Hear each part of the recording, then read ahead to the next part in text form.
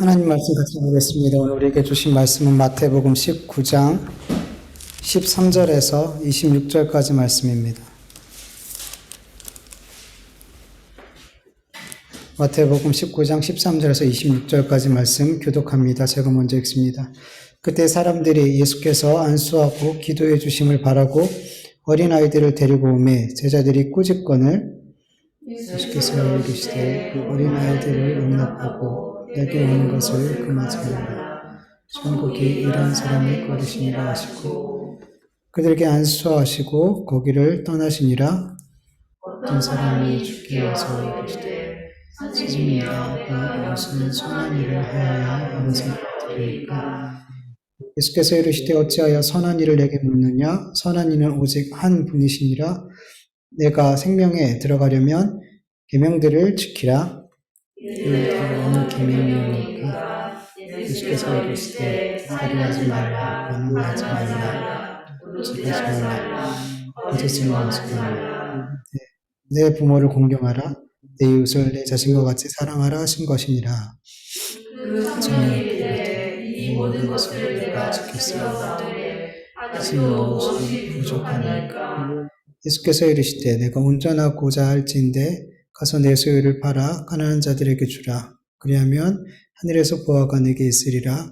그리고 와서 나를 따르라 하시니 그 청년이 자기 마음으로 이 말씀을 듣고 근심하여 가니라. 예수께서 제자들에게 이르시되 내가 진실로 너희에게 이르노니 부자는 천국에 들어가기가 어려우니라. 다시 너희에게 말하노니 낙타가 하늘길로 들어가는 것이 부자가 하나님의 나라에 들어가는 것보다 쉬우니라 하시니 제자들이 듣고 몹시 놀라 이르되 그렇다면 누가 구원을 얻을 수 있으리이까? 예수께서 그들을 보시며 이르시되 사람으로는 할 수 없으나 하나님으로는 다 하실 수 있느니라. 아멘. 여러분, 예수님 당시나 지금이나 천국에 대한 오해를 많은 사람들이 하고 있어요. 여러분, 영생을 얻고 천국에 들어갈 수 있는 것은 사람의 행위가 아니고 하나님의 은혜로만 가능함을 성경은 계속해서 반복해서 말씀하고 있는데 사람들은 자꾸만 영생에 들어가는 것, 천국에 가는 것은 나의 선한 행위가 있어야 된다라고 자꾸만 그렇게 생각을 해요. 여러분, 이것은 다른 종교에 나타나는 구원관이에요. 다른 종교에는 내가 해야 돼요. 내가 신이 원하는 무엇인가, 그게 선이든 무엇이든 그것을 내가 행해야지 내가 구원을 받을 수 있어요. 그래서 언제나 구원받으려면 내가 무엇을 해야 되고 구원의 주체는 언제나 나에게 있어요. 구원받고 못 받고는 항상 내가 중심에 있어요. 네. 그러나 교회만큼은 다른 종교랑 다르다는 거예요. 교회는 우리가 무엇을 선을 행하고 무엇을 행하고 못하느냐에 따라서 구원받고 안 받고가 아니라 하나님의 은혜로 구원을 받는 거예요. 구원은 하나님의 선물이에요. 구원의 주체가 내가 아니라는 거예요. 하나님이 구원의 주체라는 거예요. 이게 다른 종교들과 완전히 다른 거예요. 완전히 다른 거예요. 그래서 우리 기독교는 종교가 아니라 그냥 진리예요. 종교라고 하지 않아요. 우리는 진리예요. 그냥 다른 사람들이 분류할 때 기독교라고 하지, 우리에게만 교회 안에만 정말 생명이 있고 진리가 있고 영생이 있는 거예요. 구원이 있는 거예요. 다른 곳에는 없는 거예요, 여러분. 생각해 보세요. 죄인된 우리의 삶에 어떤 선한 것들이 나올 수 있겠냔 말이에요. 없어요, 여러분. 죄인된 우리 스스로가 어떻게 나를 구원할 수 있는 무엇인가를 만들어낼 수 있냔 말이에요. 없단 말이에요. 없어요. 우리 다시 한번 우리 성경을 통해서 확인해 보죠. 정말 하나님의 은혜로 우리가 구원받는 것이고 우리의 행위가 아니라는 것을 우리가 성경을 통해서 다시 확인해 보죠. 몇 구절만 읽어요. 너무 많지만 우리 한 4구절만 읽어볼게요. 에베소서 2장 8절에서 9절 시작. 너희는 그 은혜에 의하여 믿음으로 말미암아 구원을 받았으니 이것은 너희에게서 난 것이 아니요 하나님의 선물이라. 행위에서 난 것이니 난 것이 아니니 이는 누구든지 자랑하지 못하게 함이라. 로마서 3장 20절 그리고 27절에서 28절. 그러므로 율법의 행위로 그의 앞에 의롭다 하심을 얻을 육체가 없나니 율법으로는 죄를 깨달음이라. 그런즉 자랑할 때가 있을 수 없느니라. 무슨 법으로냐 행위로냐 아니라 오직 믿음의 법으로니라. 그러므로 사람이 의롭다 하심을 얻는 것은 율법의 행위에 있지 않고 믿음으로 되는 줄 우리가 인정하노라. 갈라디아서 2장 16절. 사람이 의롭게 되는 것은 율법의 행위로 말미암이 아니요 오직 예수 그리스도를 믿음으로 말미암는 줄 알므로 우리도 그리스도 예수를 믿나니 이는 우리가 율법의 행위로서가 아니고 그리스도를 믿음으로써 의롭다함을 얻으려 함이라. 율법의 행위로서 의롭다함을 육체가 얻으리라. 디도서 3장 4절에서 7절. 우리 구주 하나님의 자비와 사람 사랑하심이 나타날 때에 우리를 구원하시되 우리가 행한 바 의로운 행위로 말미암지 아니하고 오직 그의 긍휼하심을 따라永생의 씻음과 성령의 새롭게 하심으로 하셨나니 우리 구주 예수 그리스도로 말미암아 우리에게 그 성령을 풍성히 부어주사 우리로 그의 은혜를 힘입어 의롭다 하심을 얻어 영생의 소망을 따라 상속자가 되게 하려 하심이라. 네. 너무 많은 곳에 정말 우리는 은혜로만, 우리의 행위가 아닌 은혜로 구원을 받는다는 것에 대해서 계속해서 말씀하고 있어요. 우리는 하나님의 긍휼하심을 따라 베풀어 주신 그 은혜로 우리는 구원받는 거예요. 영원한 생명을 얻는 거예요. 그런데 자꾸 우리 안에 있는 죄는 항상 하나님과 반대로 행동하고 반대로 생각하게 만들죠. 분명히 우리는 은혜로 구원받는데 우리 안에 있는 죄는 아니야. 네가 뭔가 해야지. 네가 뭔가 선한 일들을 해야지. 그래야지 구원받을 수 있지. 그리고 마귀는 그거를 우리 안에서 계속해서 우리 생각으로 우리에게 계속 그런 마음을 주고 우리를 속인단 말이에요. 네 행위로 구원받는 거야. 네가 이만큼은 해야지 구원받지. 주인 된 인간은 이제는 내가 내 삶의 주인이기 때문에 구원조차도 내가 이루어 가야 된다라고 생각한단 말이에요. 이게 죄인이기 때문에 그런 거예요. 다 내가 주인이기 때문에 내 삶은 구원까지도 내가 이루어야 돼. 이런 마음을 갖고 사는 거란 말이에요. 자신의 행위를 의지하는 사람들, 내가 이렇게 해야지 구원받을 수 있지라고 생각하는 사람들도 사실은 하나님의 은혜로 구원받는다고 말해요, 안 해요? 말해요. 인정해요. 하나님의 은혜로 자신이 구원받는다는 거 그렇게 인정을 한단 말이에요. 그런데 내 행위가 하나님의 은혜와 나의 행위가 거기에 보태질 때 그게 온전히 구원이 이루어진다라고 생각한단 말이에요. 하나님의 은혜만으로 구원받는 게 아니라 거기에 내가 하나님 앞에 선한 행위들이, 의로운 행위들이 보태질 때 그게 구원이 된다라고 믿어요. 천주교가 대표적인 그런 신앙을 하고 있잖아요. 잘못된 거예요, 여러분. 그리고 우리 교회 안에서도 그렇게 가르쳐지고 그렇게 생각하는 사람들이 너무 많아요, 여러분. 아닌 것 같죠? 아니요, 너무 많아요, 여러분. 은혜만은 아니라는 거예요. 은혜만은. 여러분, 만약에 내가 누군가한테 선물을 주려고 하는데 돈이 부족해가지고 그 선물 줄 사람한테 야, 내가 너 선물 사려고 하는데 좀 부족한데 돈 좀 보태라. 그래갖고 돈을 보태갖고 선물을 사줬어요. 그 사람이 그 선물을 받을 때 이걸 선물로 여기겠냔 말이에요. 못 여겨요. 그렇게 안 된단 말이에요. 선물은 그런 게 아니란 말이에요. 하나님께서 우리에게 구원이라는 선물을 주시는데 뭔가 부족해서 우리의 행위를 보태야만 우리를 구원해 주실 수 있다면 여러분 그건 선물이라고 말 못하죠. 근데 성경은 이 구원이 은혜이고 선물이라고 말씀하고 있단 말이에요. 우리가 보탤 게 조금도 없단 말이에요. 그런데 계속해서 사람들은 우리 안에 있는 그 죄로 말미암아, 그 마귀의 속임으로 말미암아 계속해서 나의 의로운 어떤 선한 행위들이 보태져야 된다라고 그렇게 생각하고 믿고 있단 말이죠. 오늘 본문 16절에서 26절까지 말씀을 보면 내가 구원을 받는 데 있어서 하나님의 은혜로만 부족해서 내가 뭔가를 보태야 된다라고 생각하는 그런 대표적인 사람이 나오죠. 바로 부자 청년이었어요. 사실 이 부자 청년은 당시 이스라엘 사람들이 갖고 있었던 그 구원관을 그대로 보여주는 사람이에요. 당시 이스라엘 사람들은 오늘 우리가 나눌 이 부자 청년과 같은 동일한 구원관을 가지고 있었어요. 즉 이스라엘 사람들은 당시에 잘못된 구원관을 가지고 있었다는 거예요. 16절을 보면 어떤 사람이 주께 와서 이렇게 말하죠. 선생님이여 내가 무슨 선한 일을 하여야 영생을 얻으리이까.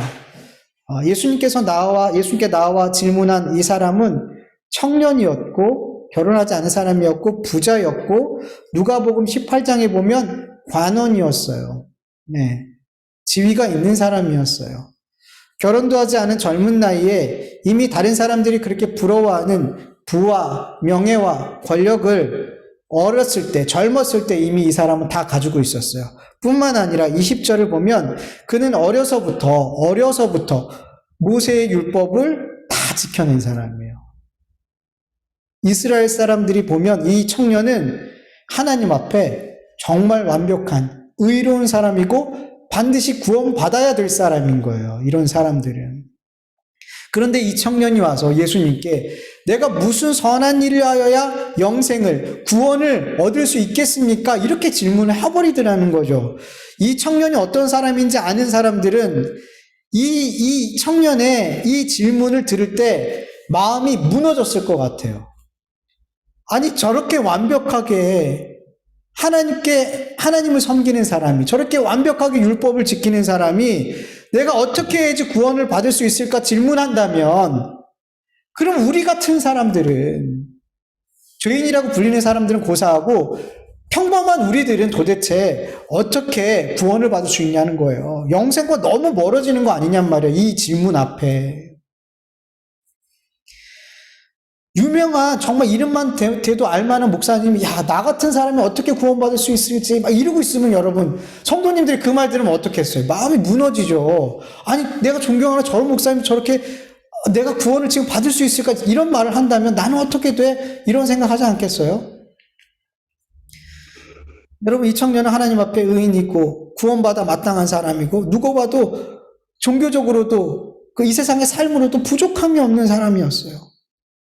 그런데 왜 이 청년은 아직 자신이 구원받았다라는, 영생을 얻었다라는 확신을 갖지 못하고 있는 걸까? 무엇보다 어렸을 때부터 모세의 율법을 완벽하게 지켜왔다고 하는 이 청년은 왜 구원의 확신이 없냔 말이죠. 여러분 이 부자 청년뿐만 아니에요. 요한복음 3장을 보면 바리새인 중에 니고데모라는 유대인 지도자가 있었죠. 바리새인이고 유대인 지도자이고 사람들한테 선생님이라고 불리는 사람이었어요. 그가 얼마나 모세의 율법을 잘 지키고 잘 가르쳤을지 우린 충분히 짐작할 수 있어요. 그런데 이 니고데모 역시 구원에 대한, 영생에 대한 확신이 없었던 사람이에요. 그래서 밤에 몰래 예수님을 찾아오게 되잖아요. 여러분 모든 사람들에게 적용되는 말은 아니지만 여러분 어떤 일을 어설프게 잘하는 사람이 잘난 척해요. 어설프게 잘하는 사람이. 정말 어떤 일에 대해서 제대로 잘하는 사람, 프로라고 불리는 사람, 전문가라고 불리는 사람들, 이런 사람들은 그렇게 잘난 척 안 해요. 운동도 몇 년 한 사람들이 그렇게 잘난 척 하지, 막 한 운동을 10년, 20년만 오래 한 사람들은 절대 운동한 티 안 내요. 여러분 정말 어떤 일을 잘하는 사람, 전문가라고 불리고 프로라고 불리는 사람들은 그 일을 정말 끝까지 가본 사람이기 때문에 자신의 한계를 느끼는 사람이에요. 그 일에 대해서. 내가 더 이상 앞으로 나아갈 수 없다는 그런 한계를 느껴본 사람들, 이런 사람들은 잘난 척하지 않아요. 오히려 겸손해져요. 그게 진짜 프로이고 진짜 전문가예요. 갈 때까지 가본 거란 말이에요. 한계에 부딪힐 만큼 가본 거란 말이죠. 여러분 부자 청년 그리고 니고데모의 공통점은 뭐냐면 모세의 율법을 지키는 일에 있어서 갈 때까지 가본 사람이에요. 끝까지 가본 사람이에요. 본문 17절 18절을 보면 예수님께서 내가 생명에 들어가면 계명을 지켜라 라고 말하자 청년이 어느 계명입니까 예수님? 이렇게 물어요. 이거는 내가 예수님이 어떤 계명을 지키라 말하든 나는 이미 이거 다 지켰어요 라는 자신감에서 나오는 되물음이에요. 어떤 계명이에요, 예수님? 그래서 예수님이 십계명을 얘기해 주죠. 십계명은 율법을 집약한 게 십계명이잖아요. 다 지켰어요, 주님. 그거 다 지켰어요 라고 얘기한단 말이에요. 자신감이 있었어요. 그만큼 율법을 철저하게 지켰던 사람이에요, 이 청년은. 이렇게 최선을 다해서 율법을 지켰던 이 청년에게 드는 질문, 그리고 니고데모에게도 들었던 질문이겠죠. 이렇게 율법을 내가 열심히 지킨다고 정말 내가 하나님 앞에 의롭다 여김을 받고 구원을 받을 수 있을까? 뭔가 더 해야 될 것 같은데, 율법을 지키는 것으로 뭔가 부족한 것 같은데, 이런 생각이 어떤 율법의 한계를 느끼게 된 거란 말이에요. 이 청년은, 니고데모는. 그래서 이 청년은 예수님 앞에 무슨 선한 일을 하여야 영생을 얻을 수 있습니까? 이런 질문을 하게 된 거예요. 율법의 한계를 느꼈기 때문에. 이것을 지킴으로 내가 더 이상 구원의 확신을 갖지 못하게 됐기 때문에. 여러분, 이스라엘 사람들에게 있어서 선은 하나님이세요. 그리고 이 선하신 하나님이 말씀하신 율법이 선한 거예요. 그들에게 있어서는. 그래서 예수님께서 본문 17절처럼 어찌하여 선한 이를 내게 묻느냐? 선한 이는 오직 한 분이시라. 내가 생명에 들어가려면 계명들을 지켜라. 하나님만 선하시고 그 하나님이 말씀하신 율법만 선한 거야. 그러니까 율법 지키면 돼 라고 말씀하고 있어요. 그는 다 지켰다고 하는데 주님은 다시 이 선한 하나님의 율법을 지키면 돼 라고 말씀하시더라는 거죠. 여러분, 분명 부자 청년은 선하신 하나님을 믿는 사람이었고, 이 선하신 하나님께서 말씀하신 그 율법을 지켜 행하는 사람이었어요. 그런데도 선하신 하나님을 믿고 선하신 그 율법을, 하나님께서 주신 율법을 다 지켜 행했음에도 자기가 의롭다고, 자기는 영생에 들어갈 수 있다라고 그렇게 믿어지지가 않았어요. 근데 더 문제는 뭐냐 하면, 이렇게 선하신 하나님께서 주신 율법을 지킴으로 내가 의로운 존재가 될 수 없다는 어떤 한계를 느꼈음에도 불구하고 그는 여전히 자기의 행위로 말미암아, 율법보다 더 나은 어떤 선을 행함으로 말미암아 이 한계를 뛰어넘으려 했더라는 거예요. 율법에서 한계를 느껴서 이제 다른 길을 찾아봐야 되는데, 더 나은 선을 행함으로 내가 반드시 의로운 존재, 나는 의로운 존재야 라고 자기 스스로 인정하고 싶은 거예요. 그리고 영생에 대한 확신을 갖고 싶었던 거예요. 네. 그래서 자기가 알지 못하는 선한 행위가 있는지를, 정말 영생의 확신을 가질 수 있는 그런 선한 행위가 있는지를 예수님한테 물은 거예요. 예수님이라면 알 수 있을 거라고 생각했고, 그리고 예수님이 말씀하시는 어떤 선한 행위를 그는 반드시 지켜낼 수 있다라는 자신감도 있었단 말이에요. 자신감이 있었단 말이죠. 그러니까 내가 뭔가를 행함으로 말미암아 뭔가를 구원을 얻을 수 있다면 자기는 할 수 있다라고 생각했던 사람이 이 부자 청년이에요. 근데 여러분, 정말 이 부자 청년이 선하신 하나님께서 주신 이 선하신 율법을 진짜로 어려서부터 남김없이 다 지켰을까요? 못 지켰을까요? 정말 이 사람이 온전히 율법을 지켰다면 절대로 불안하지 않을 거예요. 영생에 대한 불안함이 없을 거예요. 구원에 대한 확신이 반드시 있을 거예요. 근데 이 사람은 율법을 온전히 지키지 못한 사람이에요. 여러분, 육신의 행위로는 분명 율법을 빠짐없이 다 지켰을지 모르겠지만 그의 마음으로도 하나님의 율법을 지켜냈을까요? 못 지켜냈을까요? 못 지켜냈더라는 거예요. 여러분, 예수님께서는 산상수훈설교 가운데 율법을 온전히 지키는 삶이 무엇인지 우리에게 가르쳐 주셨어요. 네. 잠깐 보면은 마태복음 5장 21절 22절, 옛사람이 말한 바, 이거 율법이에요. 옛사람이 말한 바 살인하지 말라, 누구든지 살인하면 심판을 받게 되리라 하였다는 것을 너희가 들었으나, 이게 구약의 말씀, 율법이죠. 이게 이 부자 청년이 지켰던 말씀이에요. 그런데 예수님께서 또 뭐라고 말씀하시냐면, 나는 너에게 이르노니 형제에게 노하는 자마다 심판을 받게 되고 형제에 대하여 라가라 하는 자는 공회에 잡혀가게 되고 미련한 놈이라 하는 자는 지옥불에 들어가게 되리라. 그가 형제는 죽이지 않았어요. 율법을 따라서. 근데 누군가에 대해서는 욕할 수 있었겠죠. 이 나쁜 놈. 말로 못해서 속으로 욕할 수 있었겠죠. 마태복음 5장 27절 28절 가늠하지 말라 하였다는 것을 너희가 들었으나 나는 너에게 이르노니 음욕을 품고 여자를 보는 자마다 마음에 이미 가늠하였느니라. 가늠하지 않아도 내가 어떤 여자를 보고 음욕을 품었을 때 이미 그건 하나님 앞에 가늠한 죄인이 되는 거란 말이에요.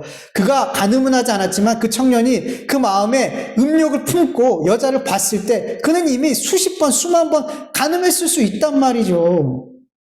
마태복음 5장 43절 44절 또 내 이웃을 사랑하고 내 원수를 미워하라 하였다는 것을 너희가 들었으나 나는 너에게 이르노니 너희 원수를 사랑하며 너희를 박해하는 자를 위하여 기도하라.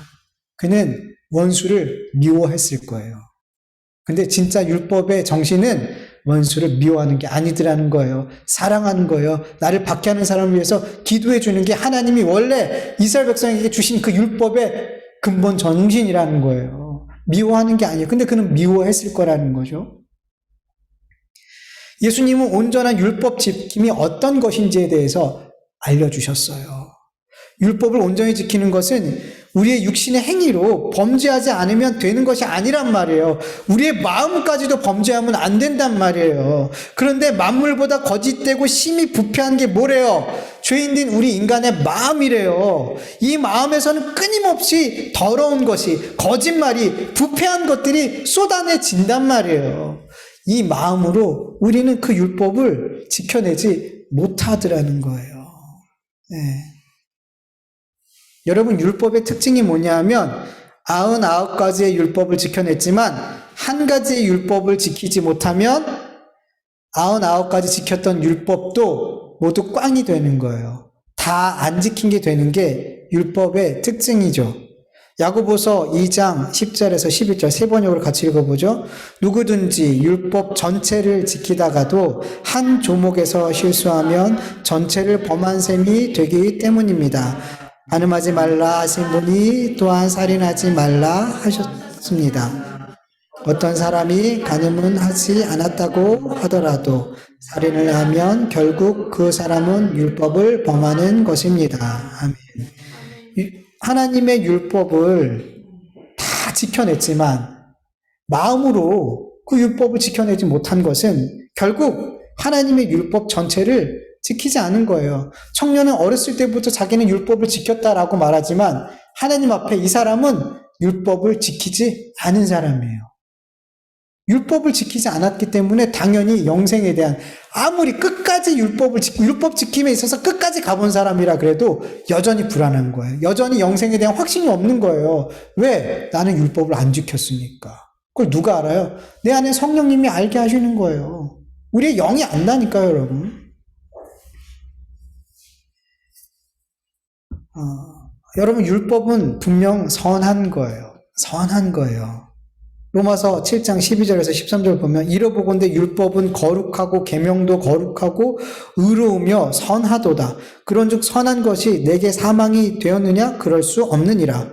오직 죄가 죄로 드러나게 하기 위하여 선한 그것으로 말미암아 나를 죽게 만들었으니 이는 계명으로 말미암아 죄는 심히 죄 되게 하려 함이라. 아멘.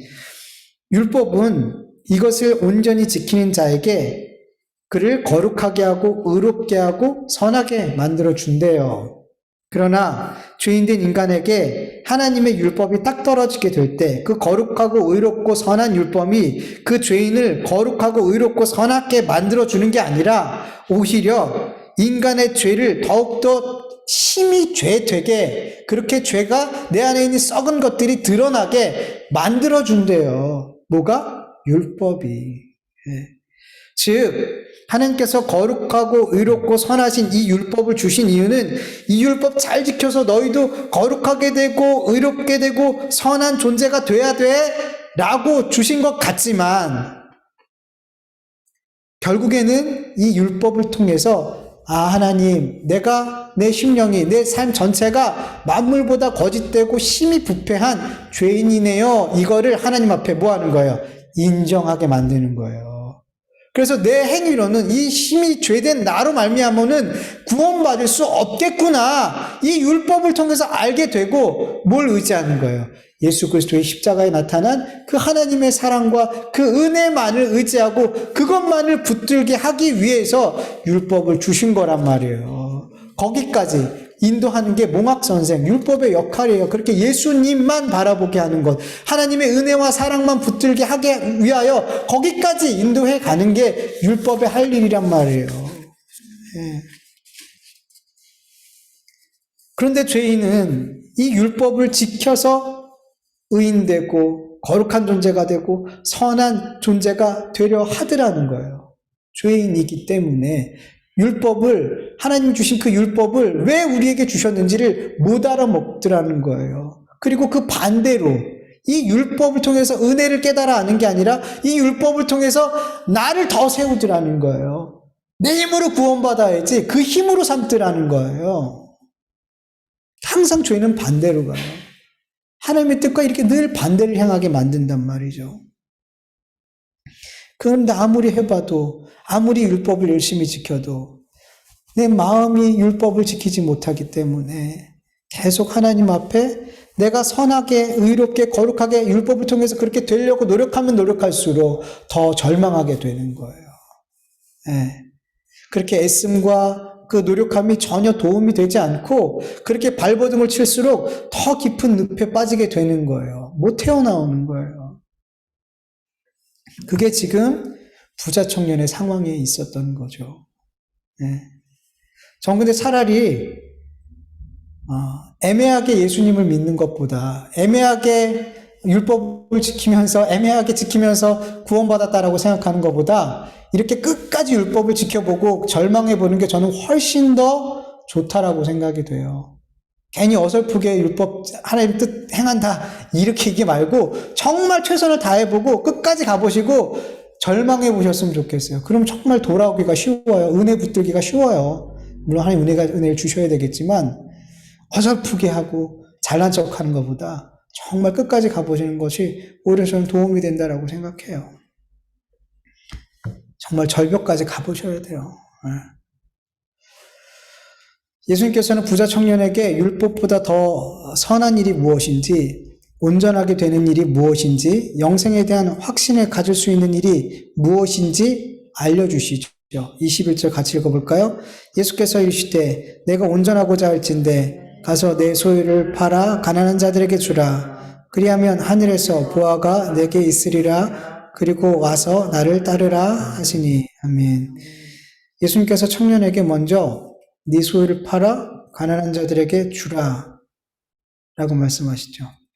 여러분, 이것은 단순히 너의 재물로 가난한 사람들의 삶을 구제해라 라는 말씀이 아니에요. 사람의 마음의 중심을 다 아시는 예수님께서는 이 청년이 그 삶에 가장 가치를 두고 가장 중요하게 생각하는 것이 무엇인지 정확하게 아세요. 이 청년은 마치 영생을 얻는 것이 내 삶에 가장 가치 있고 중요한 일처럼 말하고 또 그렇게 생각했어요. 나는 그게 제일 중요해라고 생각했어요. 근데 이 예수님 옆에 나와 질문하고 예수님께서 주신 그 답변을 듣는 가운데 사실은 이 청년은 영생을 얻는 것보다 이 세상의 부요함을 더 가치 있는 것으로, 중요한 것으로 생각했더라는 게 나타났어요. 네. 그렇기 때문에 정말 이 청년이 영생을 얻기를 원한다면 뭐가 바뀌어야 돼요? 삶의 우선순위가 바뀌어야죠. 우선순위가. 영생을 얻는 것보다 세상의 부요함이 더 가치 있고 중요한 거라면 그거 내려놔야죠. 그거 내려놔야죠. 우선순위가 바뀌지 않으면 어떻게 되겠어요? 그래서 예수님께서 구제하면 영생 얻을 수 있어. 이게 아니라 너에게 가장 가치 있는 거 그거 내려놔야 돼. 너 영생이 가장 가치 있다라고 말했잖아. 너 구원받는 게 제일 소중하다며. 그거랑 바꿀 게 없다며. 근데 봐. 너에게는 그보다 더 소중한 게 있어. 더 중요하게 생각하는 게 있잖아. 주님이 그걸 정확하게 끄집어 내셨어요. 그거 버려야 돼. 그거 내려놔야 돼. 단순히 포기한다고 되는 게 아니에요. 그거 다 버리고 또 벌어서 또 그거 돈 가지고 또 이거 제일 중요해. 이러면 똑같잖아요. 그냥 단순히 구제하고 다 내려버리라는 게 아니라 그거를 우선순위에 두지 말라라는 거예요. 그거 뒤로 가야 돼. 그게 가장 중요한 거 아니야. 근데 너 그렇게 생각하고 있잖아. 그렇게 여기면서 살고 있잖아. 라고 말씀하신 거예요. 여러분, 그렇게 우선순위를 영생에 두는 삶은 곧 어떤 삶이에요? 예수 그리스도를 따르는 삶이에요. 그냥 물질을 다 구제하고 버렸다고 해서, 내려놨다고 해서 영생 받는 게 아니잖아요.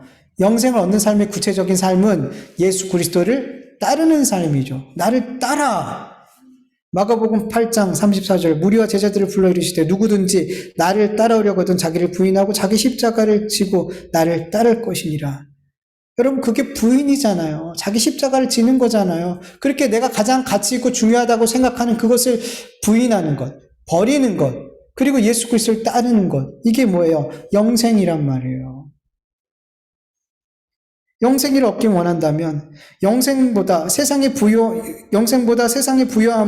더 가치 있게 여기면 어떻게 영생을 내가 더 소중히 여긴다고, 그걸 가장 내 인생에 중요하게 여긴다고 말할 수 있어요? 거짓말이죠. 여러분, 이 부자 청년에게 하신 예수님 말씀은 여전히 우리 그리스도인에게도 선포되고 있는 말씀이에요.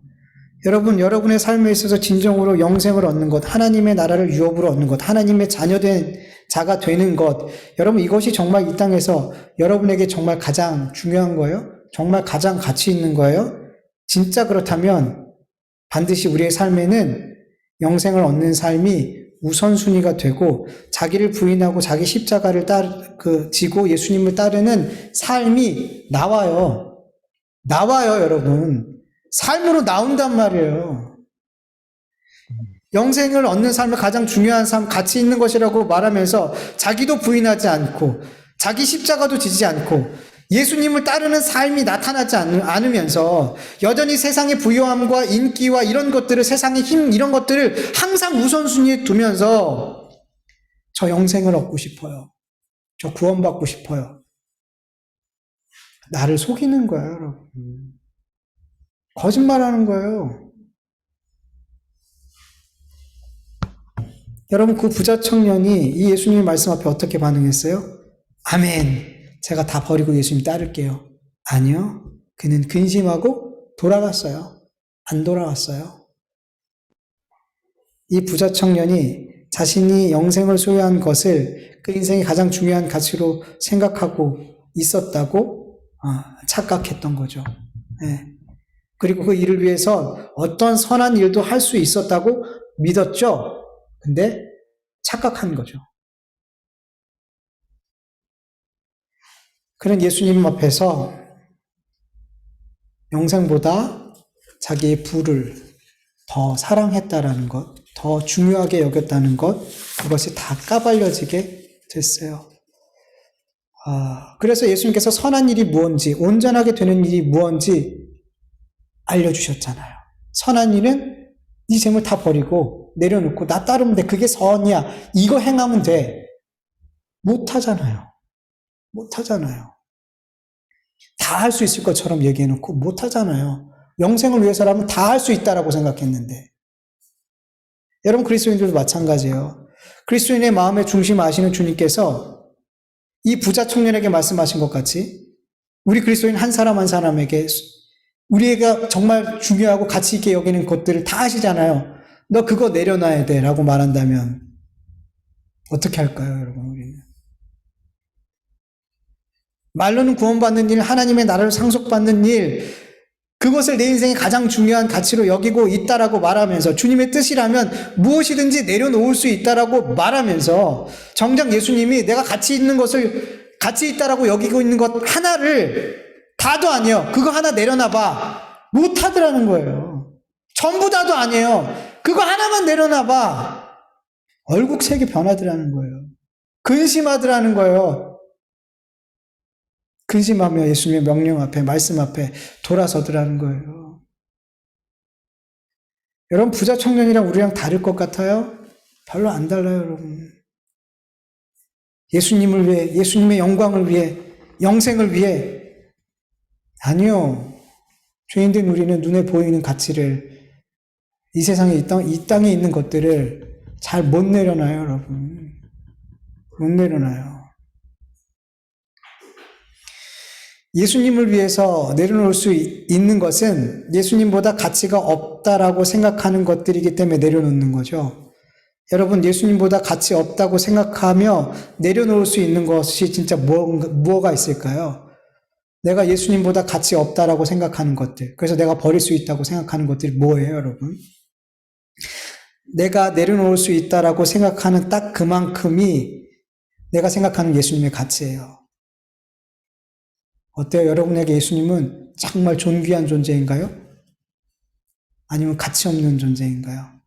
누구나 버릴 수 있는 것들 정도만 그 정도만 예수님을 위해서 버릴 수 있다면 예수님에게, 여러분에게 가치는 여러분은 그 정도밖에 예수님에게 가치를 매기고 있지 않은 거예요. 근데 성경은 이렇게 말씀해요. 누가복음 14장 33절. 이와 같이 너희 중에 누구든지 자기의 모든 소유를 버리지 아니하면 능히 내 제자가 되지 못하리라. 마태복음 19장 29절. 또 내 이름을 위하여 집이나 형제나 자매나 부모나 자식이나 전토를 벌인 자마다 여러 배를 받고 또 영생을 상속하리라. 예수님께서는 우리에게 자기의 모든 소유를 버리지 아니하면 집이나 형제나 자매나 부모나 자식이나 전토나 그 무엇이든 간에 예수님을 위하여 버리지 못하면, 예수님을 가장 큰 가치에 두지 아니하면, 예수님을 우선순위에 두지 아니하면 그 사람은 제자가 될 수 없고 영생을 받을 수 없다라고 말씀하세요. 이게 성경이, 예수님이 우리에게 말씀하시는 진리의 말씀이에요. 여러분, 정말 맞아요. 이 말씀대로 그렇게 돼요. 모든 것을 우리가 주님을 위해서 버리지 않으면 우린 영생 못 받아요. 우리는 제자 아니래요. 장난의 말씀 아니에요, 여러분. 보태거나 더해진 말씀이 아니라 딱 이 말씀 그대로예요. 예수님 부자 청년이 근심하며 돌아간 뒤에 제자들에게 말하죠. 부자는 천국에 들어가기가 어려우니라. 다시 너에게 말하노니 낙타가 바늘기로 들어가는 것이 부자가 하나님의 나라에 들어가는 것보다 쉬우니라. 여러분, 문자적으로 생각하면 부자는 천국에 들어가기가 불가능해요. 부자들은. 천국에 들어가고 싶으면 어떻게 해야 돼요? 부자 되는 걸 포기해야 돼요. 그렇죠? 그렇다면 가난한 사람들은 천국에 들어가기가 좀 유리할까요? 천국은 그렇게 들어가는 것이 아니죠. 부하다고 가난하다고 그게 어떤 이점이 되는 건 아니에요. 천국은 그런 곳이잖아요. 은혜니까. 나의 조건과 상관없으니까. 본문에서 말씀하고 있는 부자는 단순히 물질이 많은 사람을 말하는 게, 돈이 많은 사람을 말하는 게 아니에요. 여러분, 부자는 예수님보다 세상에 있는 것들을 더 가치 있는 것으로 여기고 그것을 나의 힘으로 더 의지함으로 예수님을 위해 버려야 될 것을 버리지 못하는 자들을 부자라고 하는 거예요. 예수님보다 돈을 더 사랑하고 가치 있게 여기는 사람들, 그것을 의지하는 사람을 부자라고 해요. 예수님보다 내 행위를, 예수님보다 사람을, 예수님보다 성공을, 예수님보다 명예와 인기와 예수님보다 내 자존심을 더 가치 있게 여기는 그 모든 사람들을 성경은 부자라고 하는 거예요. 그게 부자예요. 물질의 많고 적음의 문제가 아니라는 거예요.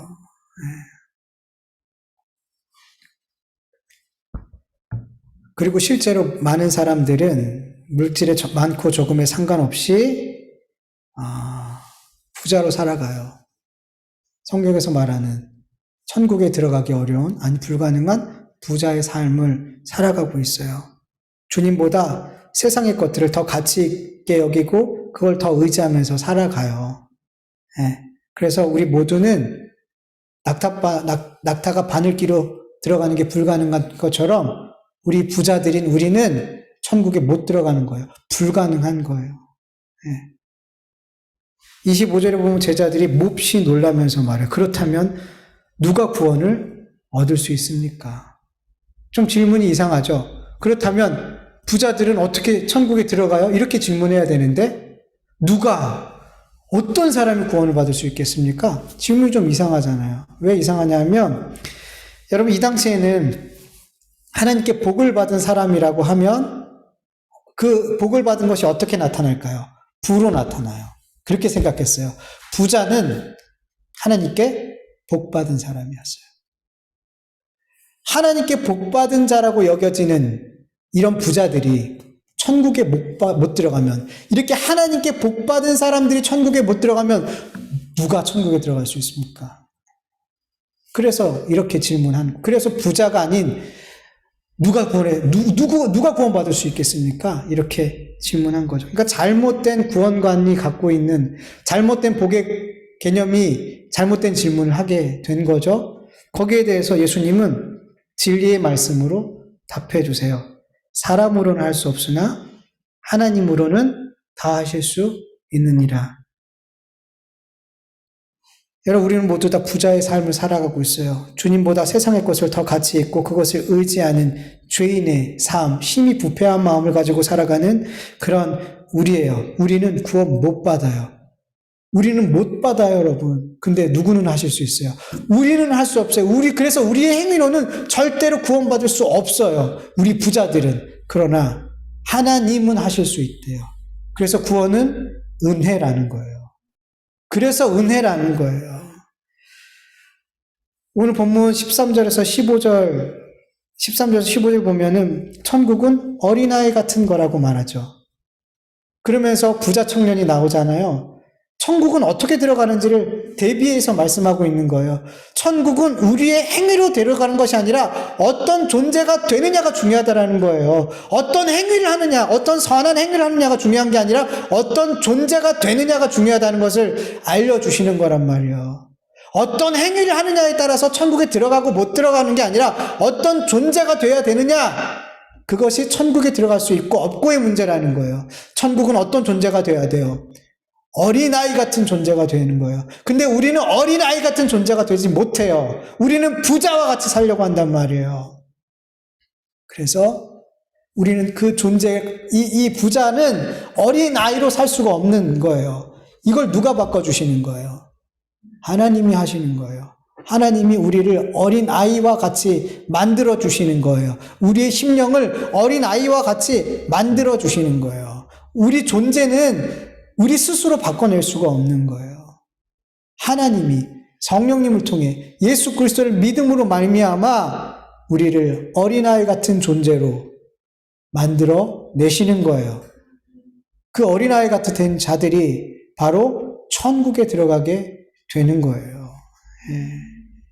여러분,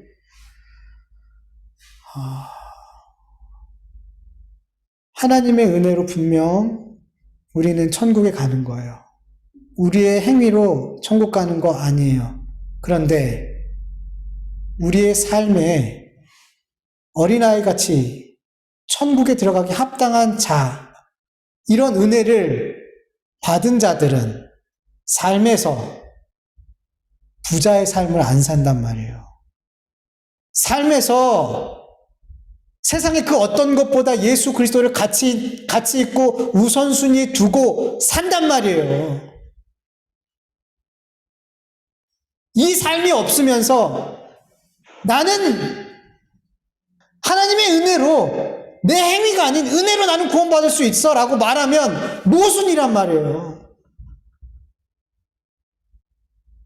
천국 가는 거 아니에요, 여러분. 그런 잘못된 확신으로 지식을 가지고, 잘못된 진리라는 지식을 갖고 그 지식으로만 그게 머물러 있고 내 마음으로 믿어지지 않는 사람들은 천국 가는 거 아니란 말이에요. 그 지식이 마음으로 믿어지고, 이 마음으로 믿어진 사람은 삶으로 은혜 받은 자의 삶이 나온단 말이에요. 내 삶에 그게 없으면서 나는 구원받았어, 지식으로 생각하는 거예요. 못 받아요, 여러분. 하나님의 자녀, 제자 아니에요. 여러분, 돌아보세요. 늘 돌아보세요. 내가 정말 부자로 살고 있는지, 어린아이 같은 존재가 됐는지, 여러분의 삶을 보면서 좀, 생각이 아닌 내 삶을 보면서 좀 확인할 수 있기를 간절히 축원합니다. 우리 같이 말씀을 기억하면서 잠시 기도하겠습니다. 하나님 아버지 감사합니다. 오늘도 함께 예배할 수 있도록 도와주신 것 감사합니다. 하나님 아버지, 오늘 우리에게 주신 말씀을 우리가 마음 깊이 새기게 하여 주시옵소서. 우리는 분명 우리의 행위로 말미암아 구원받은 것이 아님을 너무나 압니다. 예수 그리스도를 믿음으로 말미암아 내 안에 성령님이 계심으로 말미암아 하나님을 아버지로 부를 수 있게 되었고 하나님의 구원받는 자녀가 된 것을 믿습니다. 어린아이처럼 그렇게 주님을 믿고 영접하고 의지하는 삶을 살게 되는 것을 믿습니다. 하나님, 내가 지식으로만 하나님의 은혜에 대해서 알고 있는지, 아니면 이 은혜를 내 마음으로 믿고 내 삶 속에 이 은혜에 합당한 삶을 살아가고 있는지를 우리가 날마다 확인할 수 있게 하여 주시옵소서. 아버지 하나님, 하나님의 지식은 복음에 대한 지식만 갖고 있고 내 삶은 엉망진창이라면 아버지 하나님, 이것이 어떻게 은혜를 안다고 하는 사람입니까? 아버지, 은혜를 정말 아는 사람은, 그것을 정말 마음으로 믿는 사람은 아버지 하나님, 정말 은혜에 합당한 삶을 살려고 발버둥 칠 수밖에 없습니다. 아버지 하나님, 그러한 삶이 내 삶에 나오지 않을 때 두려워하며 하나님 앞에 내 삶을, 내 마음을 변화시켜 달라고 기도할 수밖에 없음을 압니다. 하나님, 내가 정말 하나님의 은혜를 지식으로만, 그 복음을 지식으로만 하는 것이 아니라 내 마음으로 믿게 하여 주시옵시고, 그리고 내 삶이 정말 은혜에 합당한 삶이 되어질 수 있도록 아버지 변화시켜 주시옵소서. 변화시켜 주시옵소서. 아버지 하나님, 무엇보다도 내 행위로 말미암아 내가 구원받을 수 있는데 조금이라도 보탬이 될 수 있다라는 이런 잘못된 신앙을 내가 갖고 있다면 다 버리게 하여 주시옵소서. 다 버리게 하여 주시옵소서. 내 행위로 말미암아 구원에 보탬이 되는 것이 아니라 은혜 받았기 때문에 내가 그 구원의 은혜에 합당한 삶을 그저 사랑하는 것뿐이라는 것을, 그것이 자랑할 것이 없다라는 것을 알고 믿게 하여 주시옵소서.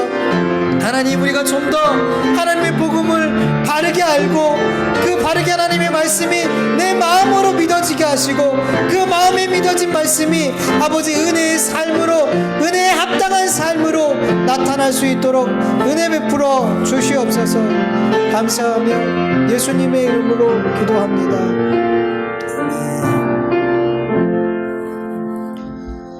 하나님 아버지 감사합니다. 이렇게 오늘도 하나님 앞에 교회 안에서 또 가정에서 함께 예배할 수 있도록 은혜 주심을 감사합니다. 하나님, 이 온 예배를 예수 그리스도를 통하여 아버지 기쁘게 흥량하여 주시옵시고 하나님의 은혜가 우리의 삶에 늘 풍성히 부어지고 그 풍성히 부어지는 은혜를 은혜로 받을 수 있는 우리 모두가 되어줄 수 있도록 도와주시옵소서. 내 일상의 삶에서 정말로 은혜 받은 자의 그 마땅한 삶이 나타나기를 간절히 기도합니다. 하나님, 분명 우리의 행위로 구원받을 수 없는 거 너무 잘 압니다. 그래서 하나님, 우리의 구원은 하나님의 은혜이고 선물입니다. 우리가 영원한 지옥에 빠져 영원토록 고통받아야 될 그 죄인이지만 예수 그리스도의 십자가 보혈의 은혜가, 그 하나님의 사랑이 우리에게 값없이 부어져서 우리가 천국의 소망을 두고 하나님의 나라를 유업으로 받게 되는 존재가, 어린아이 같은 그런 존재가 되었습니다.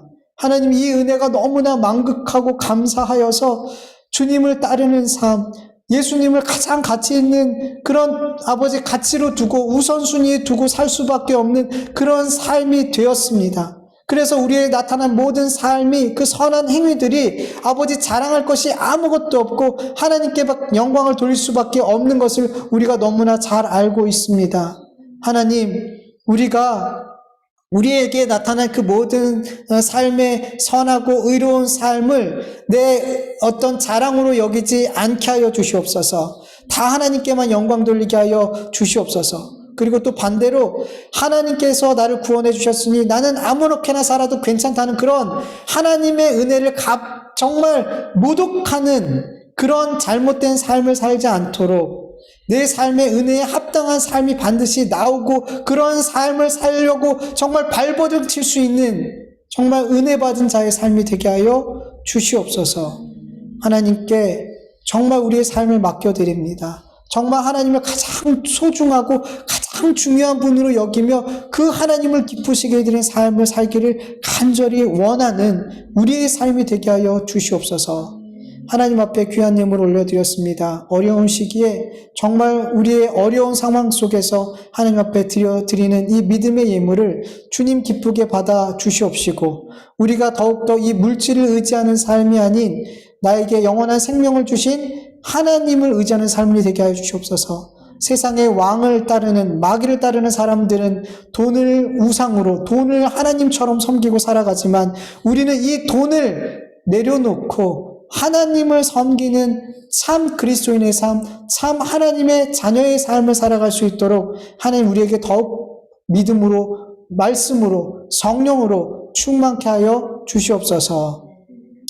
어려운 상황 속에 있는 우리 모든 성도님들 삶 속에 하나님 필요한 것들, 구하지도 못하고 정말 아버지 하나님 생각하지도 못했던 것들까지 다 아시는 주님께서 그 필요를 채우시고 넉넉히 인도하여 주셔서 그 모든 채워주심이 다시 주님의 사역을 위해 쓰여질 수 있는 은혜를 부어 주시옵소서.